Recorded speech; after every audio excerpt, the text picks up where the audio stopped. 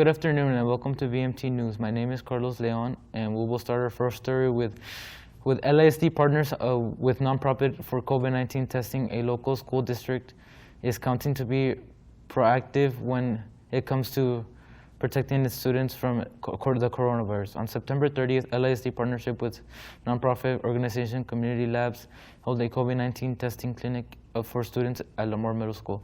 In order to take the test, parents had to register their child via the school's online portal. Once the students were called in, they were offered a cotton swab that they entered into both nostrils, and result will to be replied within 24 hours.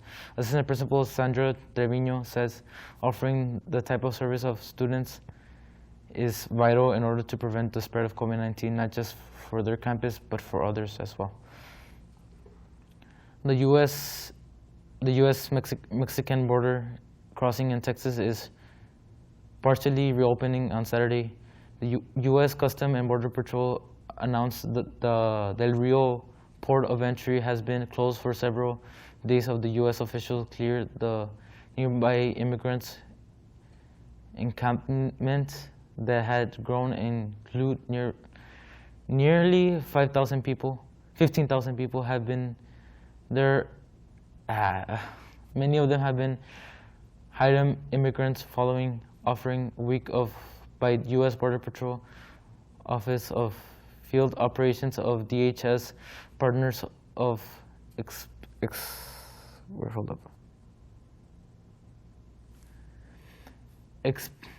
expedited progress of the migrants' flow of manageable levels of with Republic Safety Restored. CBP reopened their trade travel operations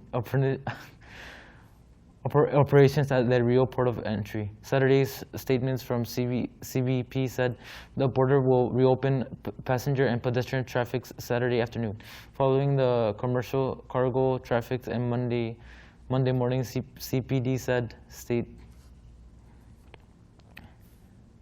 3 days after state district judge ordered immediately release of more than 240 immigrants imprisoned and in violation of state law.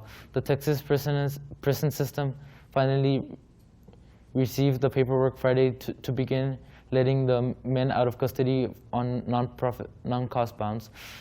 Prison officially accept the turn the men arrested under the government.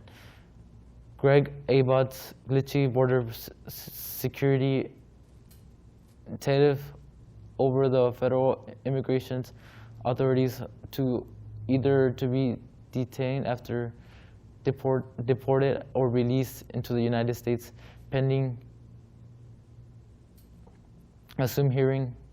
They still face states persecutions in their trespassing cases. Defense attorneys, prison officials said the U.S. Immigration of Customs Enforcement authorities are finally taken custody of men released from Abbott's catch and jail. Border enforcement's effort if they have been convinced of state criminals charged, which so far have been consisted entirely of trespassing cases. ICE is also taking those who are replaced from state prisons bond and while still facing charges. President Biden on Monday stated the ratchet up pressure on Republicans work with Democrats on raising the debt limit, accusing Republicans of playing Russian roulette. The U.S. economy. Biden warned Americans that in Congress failed to act, mortgage rates would increase, retirement savings would go down, and the U.S. could lose its financial credibility around the world. He called the Republicans to allow to debt ceiling this week in South to concert a GOP argument linking the debt limit spending bills currently being considered. The reason we have to raise the debt limit in part of because the reckless tax spending policies under the previous Trump administration for 4 years, Biden said.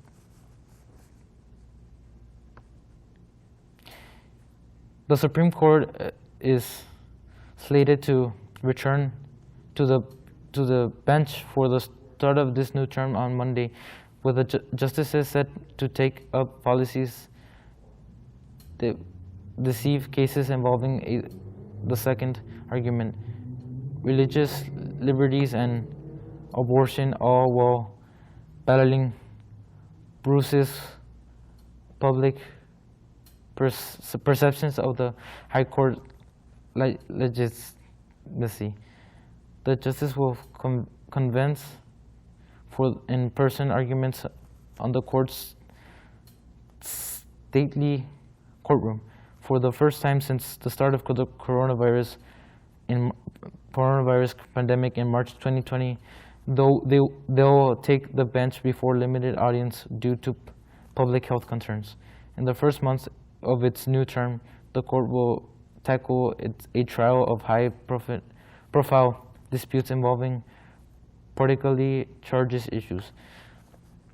The contentious battles of further clarify whether the Supreme Court's expanded converses majority intends to issue sweeping decisions or OPT for incremental changes in areas that signify impact Americans' lives, as well as whether fissures emerge among 6 controversial justices. We'll be right back with weather and more. Stay tuned. Hi everyone, Al Roker here. As a guy with his own catchphrase, I appreciate that Smokey's only said, "Only you can prevent wildfires." but I'm filling in because there's a lot more to report. Like when there are parched or windy conditions out there, you gotta be extra careful with things like burning yard waste. After all, wildfires can start anywhere, even in your neck of the woods. Go to SmokeyBear.com to learn more about wildfire prevention. Thank you for staying with us. Today's forecast will be at the hundreds with cloudy skies, high near 100 degrees Fahrenheit, and winds at 10 to 15 miles per hour with a 6% chance of rains. And for the 12th of this month, we will be seeing the hundreds again with partly cloudy skies, high near 100 degrees Fahrenheit with winds from 10 to 20 miles per hour with a 6% chance of rains. On the 13th, on high 90 degrees Fahrenheit with winds to 10 to 20 miles and another 6% chance of rain. On the 14th, with high 93 degrees Fahrenheit with winds to 10 to 15 miles per hour with a 24% chance of rain.